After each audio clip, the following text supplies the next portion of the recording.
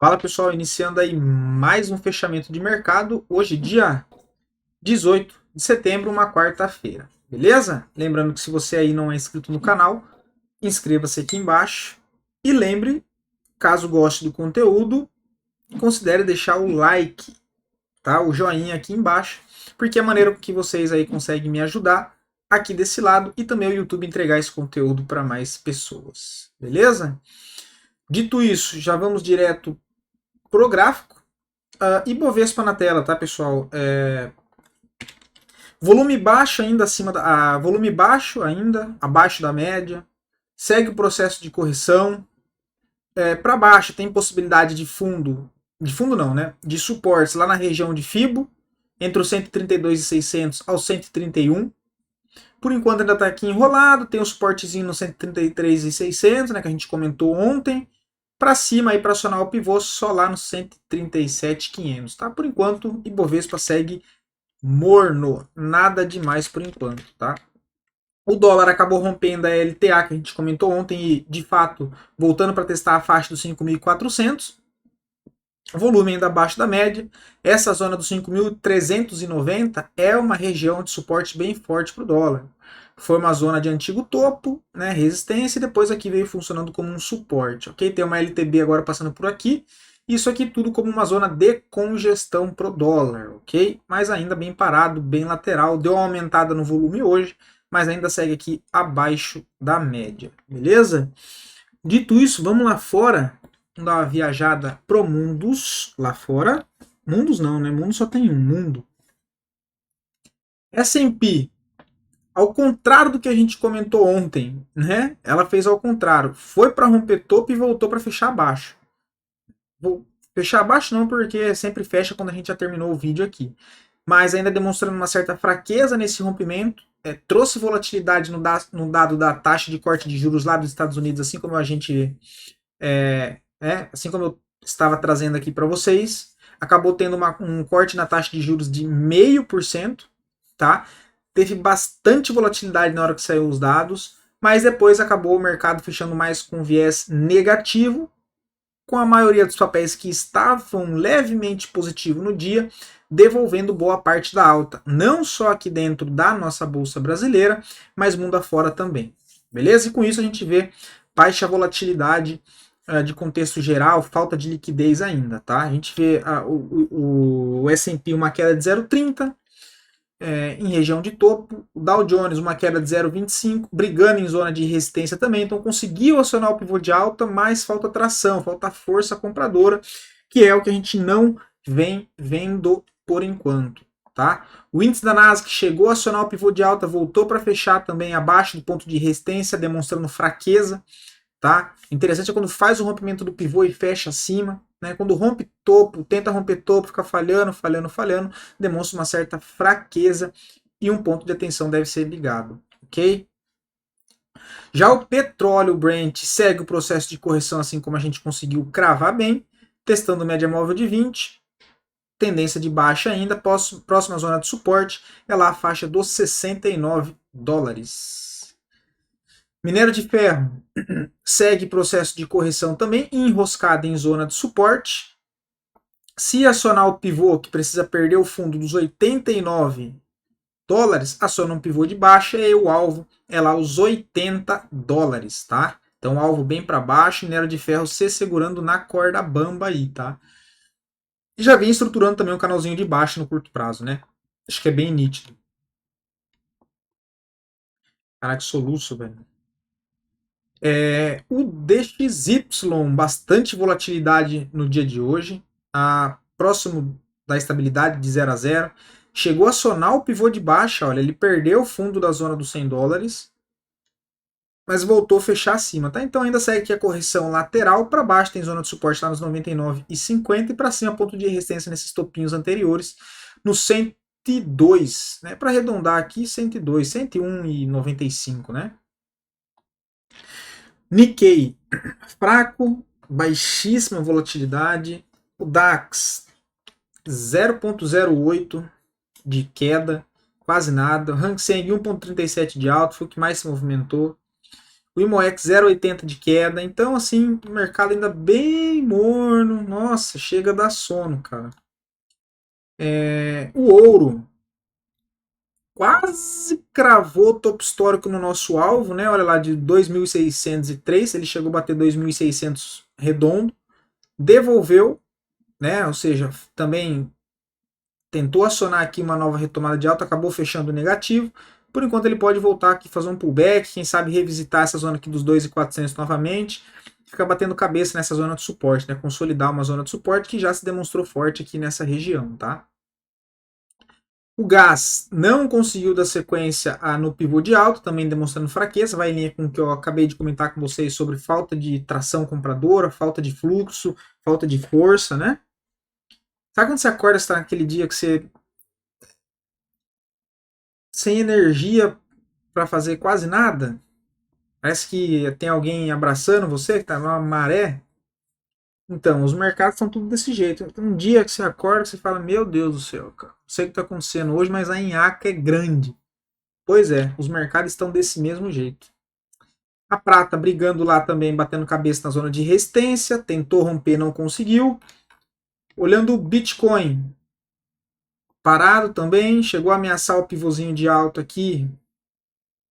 Por enquanto nada, 0,83 de queda. O Ethereum 1,57 também de queda, bem fraco, nada, zona de suporte abaixo nos 2,100, brigando nesse ponto de resistência aqui de curto prazo. Vamos dar uma olhada lá fora, o que eu comentei com vocês sobre a volatilidade de maneira geral. Eu não sei se está torto aqui. Acho que deve ter ficado melhor, né? Deixa eu acender a luz ali. Tá bom assim mesmo. Então, voltando aqui o raciocínio, que eu tinha comentado com vocês a questão de falta de liquidez e de força nos mercados, tração, né? Não só na nossa bolsa, mas mundo afora, que a gente olha aqui as ações lá do S&P e a gente vê que, olhando aqui no mapa, não tem nenhum setor, não tem nenhum ativo que teve uma grande distorção de volatilidade. A gente consegue ver pelas próprias cores. Tá? Geralmente, quando tem uma cor vermelho sangue, vermelho Ferrari, é alta volatilidade para baixo, assim como tem um exemplo aqui, olha, de Intel, tem um vermelho um pouco mais forte. E esse aqui de um verde um pouquinho mais forte, teve uma alta aí de 2%, mas de maneira geral a gente vê um mapa sem cor, um mapa morno também, mostrando aí a baixa volatilidade no mercado lá fora. Tá? Vamos dar uma olhada aqui nos outros países. Só para confirmar o que a gente comentou, Canadá, volatilidade baixa. Irlanda, a gente vê aqui também um mapa com a cor morna.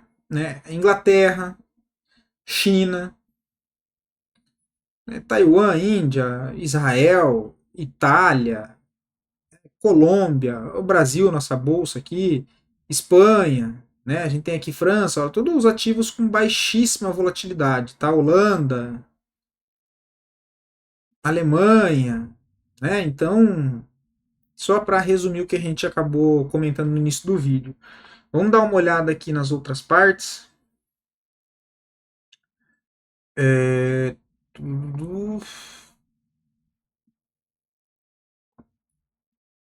Que a plataforma dá uma demorada.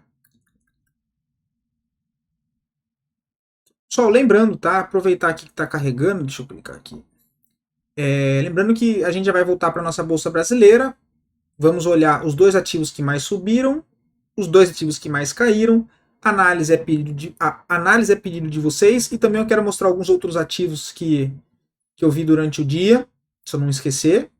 E lembrar que todos os dias agora na parte da manhã, ao vivo, o Alejandro está trazendo um quadro onde ele fica das 10 da manhã às 11 horas, pegando a abertura do mercado, comentando ali sobre os dados econômicos, a abertura do mercado à vista, abertura não, mas comentando também sobre os mercados futuros, sobre ouro, Bitcoin futuro também, alguns dados, algumas notícias importantes do dia e mais análise técnica, beleza? Então convido você todos os dias de segunda a sexta-feira. Agora a gente colocou o quadro aí de opções, também vai comentar sobre opções, sobre análise técnica, das 10 às 11 horas da manhã, ok?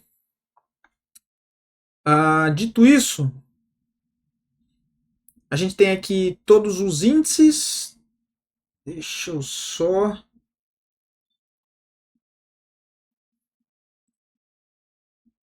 Dá uma travada monstra isso aqui, né? A gente tem o desempenho do dia hoje dos índices futuros, o açúcar. Pior droga do mundo, né? Quem diria? Subindo aí 5,69. Em segundo, da soja. Terceiro, cacau. E quarto, canola. E o suco de laranja de novo aqui, tá? De resto, o que mais caiu foi o paládio, mas que não interessa muito para nossas leituras aqui, né? Uh, Vamos ver. Aqui tem os títulos, metais, a gente já viu ontem, as moedas. Creio que não seja mais nada interessante por aqui, mas para a gente dar uma olhada em relação ao mundo aí, ok? Caso vocês queiram que eu dê uma olhada em algum dia específico, algum dado daqui, é só vocês deixar aqui nos comentários também, que aí a gente comenta, beleza? Você quer ver o título, índice de metal, de carne, grãos, moeda? Aqui tem bastante coisa, ok? Que a gente mostrou ontem. Mas voltando para nossa bolsa, tá? Os dois ativos que mais subiram foi Braskem, tá? Chegou a estar subindo 4,76, a gente comentou ontem, inclusive, do papel. Quem estava posicionado deu uma boa oportunidade para sair um pouco lá acima, né? Tem fronteira de gap lá nos 22,15, a gente comentou, vamos até marcar aqui, olha. Essa fronteira de gap para Braskem nos 22, tá? Por enquanto eu não vejo mais nada para ser feito. Quem está dentro é administrar. Quem está comprado no papel, você já fez uma saída parcial, você já está conduzindo, se o stop estivesse por aqui, um novo stop já pode ser deixado aqui nesse novo fundo, deixado aqui próximo da média móvel de 9, tá? Uzi Minas, não vejo nada, hoje acionou um pivôzinho de alta, mas não vejo nada interessante no papel por enquanto. Acho que o papel ainda está bem fraco. Os dois ativos que mais caíram, Azul 4, também não vejo nada para ser feito no momento. Semin 3 segue o processo aqui de correção que a gente comentou, acionando 9,1 de venda, podendo fazer uma correção mais para baixo, lá na casa dos 6, que seria a média móvel de 20. Quem sabe até voltar a testar antigo ponto de resistência na faixa dos 5,80, mas também já não vejo mais nada para fazer. Agora a análise é pedido de vocês, Cosan. Cara, Cosan tá meio embananado, né? Aqui daria uma venda, ó. Uma venda que foi acionada na perda dessa mínima, com um stopzinho aqui em cima. E o alvo ser nessa zona de suporte aqui dos 12,30. É a única possibilidade que eu vejo. E aí para cima, se rompe esse topo aqui e fecha acima, aí tem a expectativa que venha buscar essa zona aqui, né, dos R$14.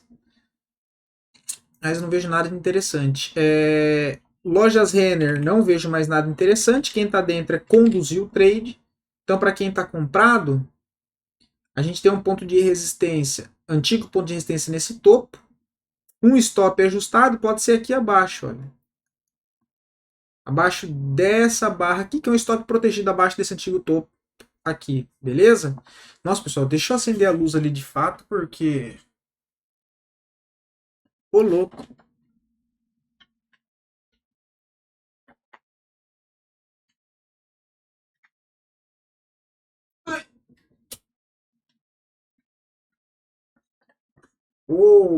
Agora sim, eu só vou arrumar minha cor porque eu estou parecendo os Simpsons. Feito. Então, lojas Renner, para quem pegou, já está dentro, só conduzir a operação. O alvo ainda segue sendo lá em cima nos R$21, mas já não vejo mais ponto de entrada, tá? MRV, que a gente comentou, já está rolando o pivô de alta. Hoje, fraco também, assim como a maioria dos papéis, e volto a reforçar o que a gente comentou no início do vídeo. Maioria dos papéis que estavam positivo na parte da manhã devolveram boa parte do movimento ali depois das 2, 3 horas da tarde, tá? O alvo ainda segue sendo lá em cima nos 8,60. Para quem se posicionou no pivô, o alvo segue aqui embaixo, tá? Também já não vejo mais nada para ser feito. Esse ativo aqui não foi pedido de ninguém, mas eu trouxe aqui porque eu achei interessante, M3, saindo de uma zona de congestão interessante, olha. Aqui nessa região, deu uma entrada aqui, aqui eu já não vejo mais nada, que já começa a complicar a região do stop, mas caso alguém tenha pegado aqui nessa região dos 3,90, um stopzinho nos 3,70, stop de 5,77 para tentar carregar até a média móvel de 200, um upside de 11,5%, tá? Tem de 3 que me pediram, foi um dos ativos que a gente veio comentando. Foi uma pena, acabou não pegando o gatilho que eu coloquei na nossa carteira de swing trade da Capitalizo. O gatilho era 13,60, ele abriu 13,61 e subiu 6%, acabamos ficando de fora. Uma pena. Ele chegou a acionar o pivô. Chegou não, ele acionou o pivô de alta, porque agora ele fechou acima do seu topo aqui nessa região dos 14,08. O alvo passa a ser a região dos 15,44, o alvo esse de curto prazo, tá? Agora, se ele rompe essa congestão ampla, aí de fato a gente tem bastante espaço vazio gráfico para trabalhar uma posição mais longa, tá? Mas ele já acionou um pivô bonito no semanal, olha. Saiu aqui de próximo das médias, mas no contexto geral ele ainda está dentro de uma congestão em topo, tá? Mas acima ali dos 15,60 passa a ficar bem interessante. Só não vejo mais nada de entrada por enquanto, tá? O Home 3, quem aí pegou o Home 3? Eu comentei desse ativo com vocês durante 2 semanas, quando ele estava aqui, né? Para ficar atento. Hoje ele já chegou rompendo o topo, rompeu tanto a LTB, uma LTB de médio prazo, que foi essa daqui, que agora eu já vou tirar. O alvo nessa região dos 12,58, considerando toda essa região de congestão anterior de ponto de resistência bem forte. E também o alvo da primeira projeção aqui embaixo. O último alvo de 200% dá lá nos 12,58. Segundo alvo da congestão aqui, entre esse fundo e esse topo, quase cravou hoje o 618, que é nos 11,80, depois 12,17 sendo 100%, que é numa zona de congestão, mas o alvo principal sendo 12,60. Tá? Hoje o papel acionou o pivô, foi um dos poucos papéis que se mantevem aí em alta, fechou um gap aqui para trás também. Quem pegou no pivô aqui dos 11,36, o stop está aqui embaixo nos 10,79, o papel chegou a andar aí 3,5%, lá na casa dos 12,18 dá para pensar em fazer uma saída parcial e depois tentar carregar lá para a faixa dos 12,60, 12,80, tá? Home 3 aí também bonito, rompendo aqui uma zona de congestão bem interessante com altíssimo volume comprador.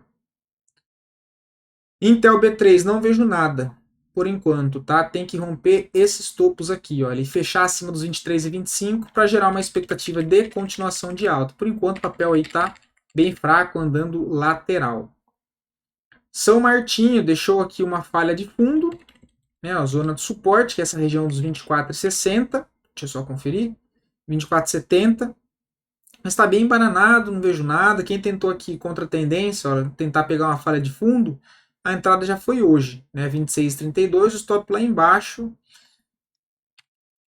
Para tentar carregar, quem sabe, até o ponto de resistência aqui dos 29,94. Tá bastante volume comprador, só não vejo mais nada para ser feito nesse momento, em cima da média móvel de 20, em cima de fundo aqui anterior, já não vejo mais nada para fazer, tá? BBSE3 também em processo de correção, passando aqui uma LTA, possível correção até média móvel de 50, mas já demonstrando uma certa fraqueza no movimento BBSE3, podendo corrigir lá pelo semanal, chegando agora na média móvel de 9, tá? Por enquanto, correção normal, fora isso não vejo mais nada para fazer, tá? Quem estava posicionado na compra e conduzindo pelo gráfico diário, já teria estopado aqui, né? Que aí eu já teria deixado o stop na mínima desse fundo, teria sido estopado aí no dia de hoje, ok? Quem está conduzindo pelo semanal ainda está dentro do trade, beleza? Outro ativo que eu lembrei que eu trouxe para vocês aqui, olha, tava legal de tarde, depois acabou devolvendo boa parte do movimento também, mas é Allos 3 do setor imobiliário, tá? Ele chegou a estar subindo aí no dia de hoje 3,5%, né? Se ele tivesse fechado aqui na máxima, teria deixado uma barra de ignição bem bonita, próximo das médias aqui, bem interessante, tá? Amanhã, um volume ok.